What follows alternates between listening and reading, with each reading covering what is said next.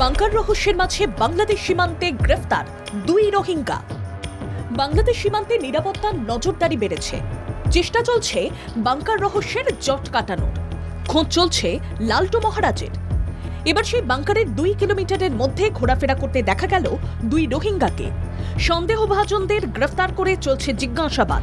বাংলাদেশে অস্থিরতা যত বাড়ছে ততই বাংলাদেশ থেকে ভারতে অনুপ্রবেশের ঝোঁক বাড়ছে, যার জন্য প্রায়শই নদিয়া বা উত্তর 24 পরগনার সীমান্তে ধরা পড়ছে অনুপ্রবেশকারীরা।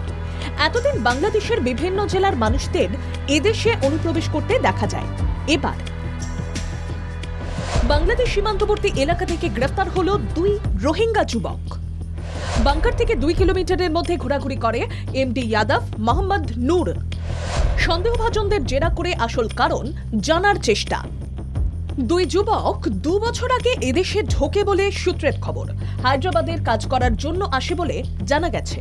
এখন অভিযুক্তদের গ্রেফতার করে গতিবিধি বোঝার চেষ্টা করছে তদন্তকারীরা। এদিকে বাংলাদেশের পরিস্থিতির কথা মাথায় রেখে বনগাঁ সীমান্তবর্তী ঘাটবাউর গ্রাম পঞ্চায়েত, সেখানে নজরদারি বাড়াতে 55টা সিসিটিভি ক্যামেরা বসানো হলো গ্রাম পঞ্চায়েতের তরফে।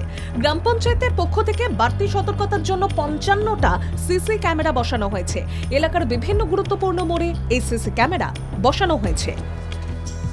ব্যুরো রিপোর্ট, বাংলা জাগো।